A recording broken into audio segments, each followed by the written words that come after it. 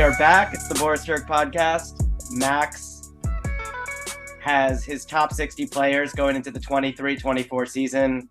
That sounds weird that it's 23-24. Those numbers don't sound like they should be reality, but they are. Today, we're going to be talking about the Drew Holiday trade that, of course, happened just a few hours after we did our last episode pitching a bunch of possible Drew trades. Drew is a Celtic. But Max, how are you? I'm okay. I really wish that I'd made up my fake Drew trades like 24 hours before, but at the very least, I think it was a solid package that Portland got. I did mention the exact package of Robert Williams and Malcolm Brogdon in passing on the pod, but I think Portland, I liked my packages better, but maybe the market just wasn't as active as we thought it might be. So Boston's certainly a kind of crazy team now that Drew's on there. I don't know how you think they stack up with Milwaukee, but we can talk about just what Drew's going to bring to that team and how you feel about the Blazers' return for him. First, shout out Isaac Harris, who got a real kick out of your GM role play. Second, I love Rob Williams. I kind of like Rob Williams as a roster fit more than DeAndre Ayton. And the Blazers have now come out and said they want to keep both of them, which is really interesting to me. DeAndre Ayton better be shooting some threes in the gym right now for that to have any chance of working in a large sample. But before that, I just wanted to ask you, Porzingis and Drew, or Robin Grant Williams plus Marcus Smart plus who's the fourth guy I'm forgetting? Brogdon.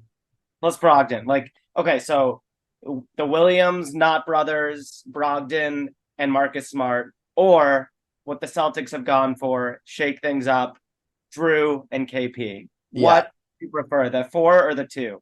So if it's 2K and we can turn injuries off, I prefer the 2. But we can't, and Porzingis has very rarely ever made it through a season healthy ever since he tore his ACL back when he was with the Knicks. So a lot is now riding on their forward room of Porzingis and Horford. Porzingis, who gets hurt almost every year, and Horford, who's in his late 30s. So the perimeter D is going to be insane. Like White, Drew, and Jason Tatum are all defense level players, and Jalen can be really good when he dials himself in. And probably as far as rim protectors go and like plugging holes on the perimeter and cleaning up for people's messes, Porzingis is probably going to have the easiest job in the league when it comes to that, just because like Drew, Tatum, and White are going to be so good at stopping dribble penetration from happening. But when you sort of think about this trade, I feel like you have to think about it in the context of playing Milwaukee in the playoffs. And I feel like both of these teams, Milwaukee and Boston, kind of made themselves worse at guarding the other team, or at least harder to guard themselves. So, like, I like Drew and KP a lot. It makes the Celtics a lot more difficult to guard on offense, but Grant Williams and Robert Williams and Smart, honestly, were really key parts of how they guarded Giannis and Embiid to a lesser extent, but I don't think they're really that concerned about the Sixers. But between Grant just being able to sort of be a cinder block and get under Giannis, Smart, like flopping or whatever you may have, you just like drawing a charge a game and sort of getting in Giannis's head as far as how hard he can drive downhill. And then Robert Williams just sort of roaming around, causing havoc for people. No one else in this roster is going to cause much resistance for him except for Al Horford. That's really the only guy that you can throw at Giannis and be somewhat comfortable. Like even Porzingis, he's too tall. His center of gravity is too high. Giannis just goes right through him when they play against each other. So I guess I'd probably rather have the 4 than the 2. To answer your original question, if you can guarantee health, the 2 definitely raises their ceiling, but you can't guarantee health, and odds are Porzingis is going to be dealing with injuries at some point. I think he was already dealing with plantar fasciitis over the summer, so it raises their ceiling, but I don't think it makes them into like a super team like some have portrayed. Yeah, I want the 4. And 2 main reasons. I've had some Robert Covington Blazers PTSD watching the way like Grant Williams' stock plummeted on the Celtics. Just like a defense first forward that I believe at least used to look like a legit playoff guy. I don't know what happened with the Joe Maz Grant Williams relationship, but I I like Grant Williams a lot. I think he's a playoff player, and I'm excited to see him in Dallas. Uh, similar to like just the way out of nowhere Rocco went from like a crucial Rockets core like role player to like where we deal him to the Clippers for nothing. I don't know. It seemed just like a player coach relationship breakdown. But outside of Grant, we're talking Rob, Time Lord, and Brogdon, both injury risks, as you alluded to. I don't. Yeah. So it's not like they let go of like young legs that Right. play 80 games a year there. But I I don't know. Marcus Smart secured for 3 more years at an average of around 19 million, age 29. So that's like until he's like 31, on the verge of 32. It's not much worse than 34-year-old Drew Holiday for at what could be only a year, and he's making over $30 million. Drew's a much better player today than Marcus Smart. For sure. I think he's a better shooter. I think he is a more reliable leader and decision maker when things matter most. But yeah, I'm surprised, and I'm not the biggest KP guy. I might go so far as to say that I would rather just have Robert Williams for the same amount of money, and obviously KP gets paid significantly more. Hmm. Um, KP's shooting is just a dimension that Time Lord doesn't bring to your team, but it seems like the Celtics still intend to play Horford a lot, and there's more overlap between Horford and KP than there is Horford and Rob Williams. Yeah. Seems to me like the Celtics just said, like, more than anything, we need a slight regime change. Hmm. We need things to look really different because we've been stuck in mud the last couple of years. And yeah, I don't know if these are the guys I would have gone for personally, but I do respect that the Celtics just needed some new faces and a new locker room. Yeah. The other thing, which I can't really quantify, but it just feels like there's a lot of guys on the Celtics team who I've seen get punked in the playoffs. Yeah. Like, they sort of collectively got punked by the Warriors in the finals a couple of years ago. Jimmy's punked them a couple times, and Jimmy punks everyone. But and Jimmy punked Drew in the first round of the playoffs last year, where Drew's supposed to be the best guard defender in the NBA, and Jimmy was had his peak Michael Jordan run with Drew as the primary defender, and sort of the Bucks not doubling. So I'm not really sure what that all comes out to. I haven't really seen Dame get punked, so like when it comes to, kind of reminds me of the Succession Tom to Kendall, where he's like, I've never seen Logan get fucked once, but I've seen you get fucked all the time. It's kind of how I feel about the Celtics. So I'm not sure exactly what that comes out to, but they lost a little bit of that with Smart, sort of that bulldog tenacity mentality. And Drew, as you said, is a better player than Smart. On defense, they're similar, although Smart I probably trust to like if Smart switches on to Giannis, I'm sort of wondering like, oh, is he gonna draw an offensive foul? If Drew switches on to Giannis, I'm expecting Giannis just go right through him. But Yeah. yeah, I'm not sure what that'll come out to in the playoffs, but it's just something I'm keeping an eye on where when things get really tight, I've seen all these guys kind of get a little shaky with their decision making.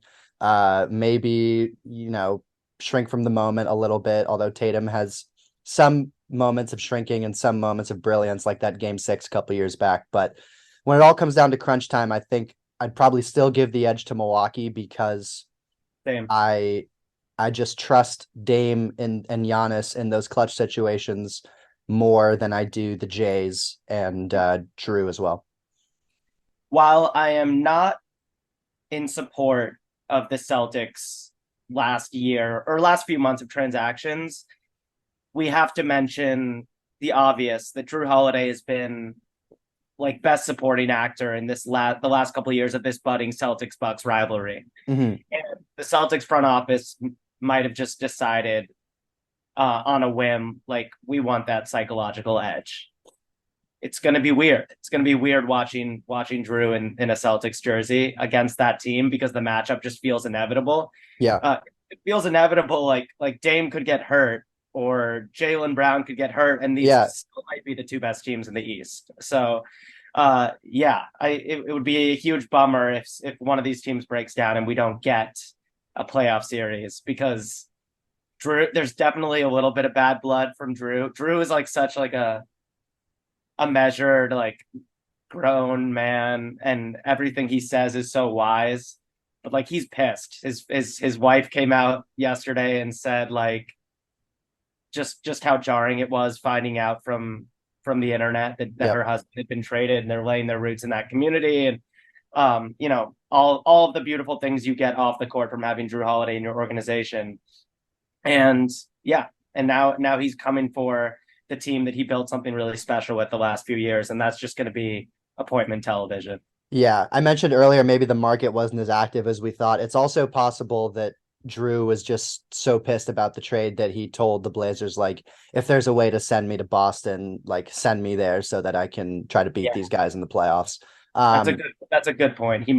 There might have been a really pivotal Brad Stevens Drew Holiday phone call. Yeah.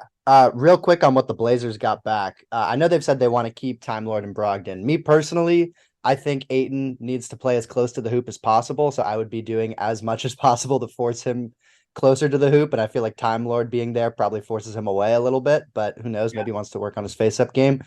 If they if that's just posturing and they don't want to keep those guys, if I'm Dallas, I'm calling them and seeing what I can offer to get Robert Williams because I think he would be perfect for them. You reunite the Williamses there with Grant, yeah, and I mean Dallas did just draft Derek Lively. I wasn't as high on him as some draft guys were, but as far as getting that like defensive anchor dynamic lob threat for Luka, like Robert Williams is the absolute prototype for that on a really nice contract as well. So the Mavs could piece together matching salary pretty easily. And then it's just a question of do they throw in a young prospect like Hardy or Omax? I personally wouldn't throw in Omax, but there's a few possibilities to go there. And then with Brogdon, if they decide they want to move him too, Clippers are an obvious one. No one's really mentioned the Lakers. It's partially because I just don't love D'Angelo Russell that much. But if they put in D'Angelo Russell and one of their young prospects or a bunch of seconds or maybe a future protected first, that could be interesting. And then Houston's been brought up a lot for Brogdon, which I guess I don't totally know what Houston's doing, but that's a possibility as well. But if they do keep those guys, you know, Brogdon will be a good mentor for Scoot and Robert Williams can help them like sort of build a defensive structure. So I could see him going either way. yeah. As a leader of the Case and Wallace bandwagon, I might agree with you that I'd rather have Lou Dort and Kaysen than Brogdon and Rob Williams. But I think Rob Williams is a better asset than almost anyone you offered in our theoretical trades. I think I'd rather have Dyson Daniels than Rob Williams, but Rob Williams has had some moments as a playoff rim protector. He's about 12.5 million a year, 3 years secured. He's an unrestricted free agent in 26. Like it's a really good contract. And I listened to Zach Lowe last night and I heard him say that, you know, while Rob Williams is still only 25 years old, it's a player archetype that doesn't tend to age as gracefully. Yeah. And obviously, there's already a lot of wear and tear on his lower body specifically. Yep. But it's one of the better contracts in the league and a flyer that I'm really excited the Blazers are taking. And I think from the Blazers perspective, it's just like a rich man's Pistons front court where they're like, give us Duran, give us Wiseman, give us Bagley. Like we're just gonna stockpile these talented bigs and see who sticks. And yeah, maybe Aiton and Time Lord aren't both firmly in the core that will hopefully be a successful Blazers future, but one of them really pops. One of them becomes an all-star, and like that's the guy we roll with as our big going forward. Yeah. No, very possible. And no, they'll both probably start for the Blazers this year if they keep them both. I feel like they'll probably end up keeping one. Like if the over under was 1.5, I'd expect them to keep one. But yeah, both good culture guys as well. But yeah, I think we're gonna have one of the worst offenses in the league, I would guess. Mhm. Strictly, I mean, the most basic level, just our average age. But Scoot's not going to be a great 3-point shooter out of the gate. Shaden's inconsistent. So there's a lot to figure out. But just expect the Blazers to be one of the worst shooting teams in the league. And yeah, hopefully get a a really great pick coming up because this is a great life that I'm subjected to now. Do you want to get into the player ranks now that we've broken down this Drew deal? Yeah, let's get started with that. Okay. So the plan today is to get from 60 to 40. Max has a work call in 23 minutes, so we might not be able to make that happen. We might have to break this up into a couple different segments, but let's just start. I begged you to send me the document so that I could prep for this episode. You didn't understand my messages, so now I'm looking at it for the first time. So I need you to kick this off for us. All right. So yes, usually I do a top 50, but I just sort of did it where it felt like the natural tier break was in this, and I didn't want to get past 60, so I went to 60. There's some honorable mentions here, which will probably cause some waves. I am just going to quickly run through the honorable mentions. Speaking of quickly, Emmanuel Quickly, Robert Williams, Jalen Williams, who I think can very easily make the jump into the top 60 this year, but just need to see more. Wembanyama deserved a mention just because who knows how good he's going to be as a rookie. Rudy Gobert, DeAndre Ayton, Derek White, who also I could have squeezed into the top 60, but there were some guys I like more. Tyler Hero, Jaden McDaniels, and then the two which probably would not be expected: Julius Randle outside my top 60, and Karl Anthony Towns outside my top 60. And these are guys who I see in the 30s on a lot of lists, but this list is not the 60 best one-on-one players in the NBA. This is if we're drafting teams to win the championship this year and go through a full regular season, where would I pick these guys? And frankly, if I'm trying to win 45 games, Randall and Towns would be much higher, but I just don't think that you can build a championship winning team around Randall at the 4 with that sort of degree of ball dominance and sort of his middling efficiency for how often he uses the ball and also not being great on defense and just the way that he plays as much as, he does bring the Knicks real value in the regular season.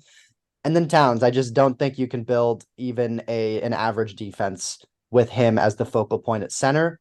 And if you're playing him at power forward like the Timberwolves are right now, then you're not really taking advantage of his gifts. So it might be a bit too reactive on Randall and Towns. I know you probably agree with me and would probably not even have them in the honorable mentions, but anyone from that honorable mention list that you're surprised didn't make the cut? I am shocked that Derek White and Jalen Williams, I'll start with those two guys, like below Klay Thompson, a reasonably comparable position. I don't know how the hell Klay Thompson is still 60. I mean, I do. You have a soft spot for him. Mm-hmm. Every basketball fan should, but stop paying Klay for past performance is what I'm thinking. Yeah. Jalen Williams hasn't even had a chance to play in the playoffs yet. Obviously, his rookie Thunder lost in the play-in last season, but he showed so much during the regular season that I think I'd already rather have J-Dub in the playoffs than Klay. And Derek White, who was just the third best player on the Celtics throughout their conference finals Game 7 run last year. I mean, yeah, just give me bald Derek White over Klay Thompson with hair. Yeah, that's possible. Those two are probably two of the toughest cuts, I'd say, J-Dub and Derek White. And I'm as high on J-Dub as anyone you'll find. And if a month into the season, I guess not. But I felt like I just needed to see a little bit more. But fair enough. All right, let's get into it. At the bottom here, we have tier 5, which is players 49 to 60. And the overall tier is elite role players or innings eaters. And I'm going to start with the last 3 guys, innings eaters. You have at 58, 59, and 60, Michael Porter Jr., 58, Chris Paul, 59, Klay Thompson, 60. So these 3 guys, if they're in your starting lineup, these are high-level starters. Chris Paul was a little hard to rank because I think at his best, he's still in that top 30 or 40 discussion. And you just don't know what to expect because of health and sort of the way that we've seen him break down in the playoffs each of the past 4 or 5 years. And Klay Thompson last year probably didn't play at a top 60 level. In the regular season, maybe. In the playoffs, certainly not. He had a pretty rough series against the Lakers. but all the word on the street is that he's had a good summer and he's kind of really committed himself again to being in great basketball shape by the time the summer rolls around. Last year, I think he didn't play pickup all year because he was scarred from tearing his Achilles playing pickup a few years before. But I still grandfathered those guys in. It might age poorly not having Jalen Williams over those three, but MPJ, Chris Paul, Klay Thompson, those are the last three on the list. Yeah. Respect to all three. However, I know it's undeserved. I think Jabari Smith is going to be better than all three of those guys this year. So if this is like a predicting what the body of work will be this season, I'd have Jabari Smith above all of them. And then another honorable mention guy you tossed out a second ago, Jaden McDaniels. I just think healthy, he's better than all three of those guys, and there's no reason to believe he won't be healthy after last year's ridiculous injury. So, yeah, but I think in that specific order, I'm probably with you. I'm not. I'm also an MPJ hater, but he made some big shots in their run last year, and I think just his size and youth gives him the edge over CP and Klay. Yeah, we'll see if sort of having the championship under his belt makes him sort of an even freer and looser player in a good way, or if he just starts feeling like, hey, I can do a bigger role here and starts kind of straying outside the confines of the offense a little bit. But we'll see with him. And the last to put a period on that group, like MPJ is the guy who can take the Nuggets from great title story to like this becomes the Nuggets era, where they win 2 or 3 and maybe get way closer to like taking the baton from the Warriors kind of thing. Yeah.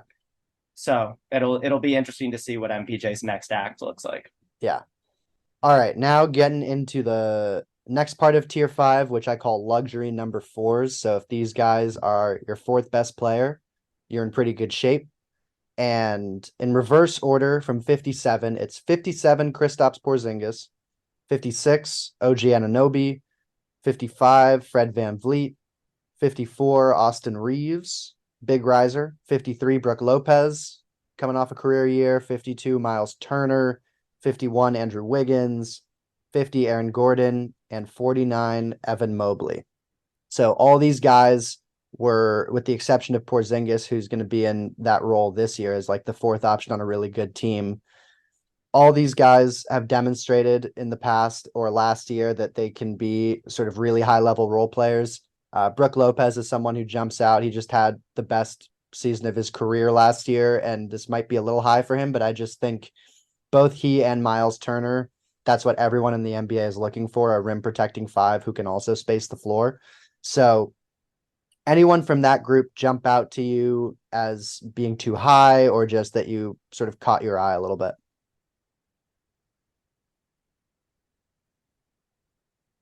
Andrew Wiggins is a hard one. Yeah. My instinct is he deserves a spot in your top 50. Like he just gets a year or two after that finals win of equity, but it makes sense to me. Okay. Yeah, and Austin Reeves is one, I feel like on a lot of lists I've seen him in the 60s or 70s. I am very high on Austin, obviously having him at 54, and I think what we saw in the playoffs was real as far as him being like a high teen scorer, his ability to do everything on the ball in terms of ball handle, play make, pass, shoot from outside. His shot looked even better in FIBA play, and at least be kind of a passable defender. I think he's going to really sort of, his confidence has grown, and he's going to be a huge piece for what the Lakers do this year, kind of allow them to take some pressure off of both AD and LeBron. So I'm very excited to see what he looks like this year. And and Fred VanVleet was someone I almost forgot. He was off my top 60, and then I kind of remembered I should probably include him. So then he ended up bumping Towns out, who was my 60. But he's someone who I'm curious to see what he looks like in Houston last year, because his numbers took a dip in Toronto and that sort of weird spacing system. So I'm curious to see if he bounces back this year. If anyone in this tier makes you look dumb this year, I feel like it's going to be Fred. Yeah. Like I think he has the most potential variance in this group. And I would be buying on Fred VanVleet right now, just based on my, like, I think what I perceive his current value to be on the trade market. I feel like the VanVleet trade buzz is kind of past, whether it was going to be the Knicks or the Blazer. Like he was mentioned in a bunch of different contexts, and now he's stayed in Toronto. His 2 point percentage has remained too low. He's looked like less of a bulldog defender than I think we thought of him as a couple of years ago. He kind of fucks up the Raptors like length and athleticism vibe sometimes, and it's been a rough couple playoffs for him, and I still love him, and Yeah. I think that he's closer to the 2019 guy than we've had a chance to see. He just hasn't been around as much talent and as much structure. So yeah, I think VanVleet's gonna prove you wrong. Yeah. I could see Van Vliet. I could see variance both ways. Like I could see like, man, how did you have him over some of the guys who missed the cut? And then I could also see him sort of getting himself up into the late 30s if he has a really good year. So he's someone I struggled with. And then the last guy in that tier who I should mention again is Evan Mobley. If there's any Knicks fans listening, they'd probably be thinking, how can you have Evan Mobley over Julius Randle after what we just watched in the playoffs and him sort of getting physically abused by the Knicks front line. I just think he's going to be better this year. He was a borderline defensive player of the year last year, and he's coming into his third year. I'm expecting an offensive leap from him to some degree. And even if he doesn't, he's one of the best defensive players in the NBA. And even if he just takes some small steps on offense, I just think the talent there is really too great to pass up. So I thought I had to include him. Absolutely no qualms having Mobley at 49. As you kind of implied earlier, like I wouldn't have Randall in my top 75. And we can't overreact to the playoffs from a couple months ago. Caleb Martin shouldn't be in your top 30. So like it's okay. It's okay to go against what we saw because crazy shit happens sometimes. Yeah. All right. So that was tier 5, 49 to 60. Now getting into tier 4. 4B, we have young guys with all-star potential. So that is 48, Tyrese Maxey, 47, DeJounte Murray, 46, Paolo Banchero, expecting some improvement there, and 45, LaMelo Ball. So all these guys, a couple of them have made all-star teams already with LaMelo and DeJounte, but I don't think they've really quite cemented their status as all-stars yet. The ship may have sailed on DeJounte. I think he kind of is what he is at this point, but LaMelo, Maxey, and Banchero, I think, all have the potential to be in the all-star discussion this year. We'll see what happens in Philly. Apparently Harden is back and not causing a scene to everyone's shock and amazement. But if the Sixers get a big step forward from Maxey this year, that could be really big for them. I think particularly as a playmaker and a defender, he needs to improve. So he's not just that kind of young, like scoring guard archetype, but can develop into a little more. Paolo, loved everything he did in his rookie season. He needs to improve on his efficiency, but I think that FIBA experience was probably really valuable for him. Physically, he's as physically ready, or he was as physically ready to come into the NBA as a rookie as anyone we've seen in the last few years. And I think he's just going to continue to build on those physical advantages, develop his skill, his jump shot a little bit more. So I expect him to take a big jump and be in all-star conversations this year. And then LaMelo, who's really interesting. Like 2 years ago, if you asked people to rank young guards they'd want in the league, LaMelo would be really high on that list. But with some injury-plagued seasons, just some weird sort of losing seasons in Charlotte, he's kind of fallen out of the public eye a little bit. So I'm very curious to see what he looks like this year. And he's another person who, might be 15 spots higher in the middle of the year and might be 15 spots lower. Yeah, I'd have LaMelo at the bottom of this tier, not at the top. Mhm. So I'd probably have LaMelo at somewhere around 48, and you have him at 45. I think Paolo should be above all of these guys. You have him second, I guess, in this group. But I'd have Paolo at the top of this group because of I think he already has the ability to drive regular season relevance as the number one guy. And, I already see, skipping ahead a little bit, that you have Franz up at 40. And that's an interesting conversation just about how to rank Banchero versus Franz. But we can get into that in a second. Overall, this tier makes pretty good sense to me. LaMelo is an impossible guy to put on the Yeah. list. It's just like, because of course his talent is top 20, whatever you want to say, top 15, maybe top 8. I mean, LaMelo's ball skills combined with the size and creativity is just like all world. But mentally, is he a top 50 guy? Not yet, in my opinion. All right. And then let's close it out with I'll go up to 37 because that's the top of this tier. But the rest of this is who I call the injury replacement all-stars. So when Yeah. someone on the all-star team gets hurt, these are the guys getting the call. From 44 to 37, I've got 44, Cade Cunningham, probably the hardest guy on this whole list to rank because we all know the talent is insane, but we just, because of injury, we haven't seen it yet. Then 43, Chris Middleton, 42, James Harden, 41, Zach LaVine, 40, Franz Wagner, 39, Mikal Bridges, 38, DeMar DeRozan, and 37, Desmond Bane. Right off the bat, James Harden, also very difficult to rank. I don't know how in shape he's going to be. I don't know if he wants to play basketball this year. Certainly, if he wants to play it in Philly. Last year, if you just look at the regular season, he was an borderline all NBA level player, like one of the better playmaking seasons of his career. His rim pressure really died down, but his jump shot is still there. In the playoffs, he had a couple real kind of signature playoff games, and then sandwiched in between those, like even worse than usual playoff collapses. So it's a little hard to sort of know how to evaluate that. But with his talent, I had to have him on the list. 42 is probably lower than most people would have him, except for you. I imagine you would have him completely off the list or at least much lower. But he was one who was a little tough to rank. Middleton, I'm expecting to be healthier this year. But anyone from that 37 to 44 range jump out to you? 38 feels high for DeMar. I think this is the year DeMar's in the 40s for me. Mm-hmm. Outside of that, yeah, I'd have Harden like about as low in the 50 as I can. Yeah. Like I think he's just still too productive to have outside my top 50, but there are definitely 50 guys I want more on my team. I'll put it that way. I'd probably have Harden like tied with LaMelo for 50, Mm-hmm. something like that. But the rest of this group makes a lot of sense to me. I think because I think your team wins significantly more games if Banchero is your best player than if Franz is.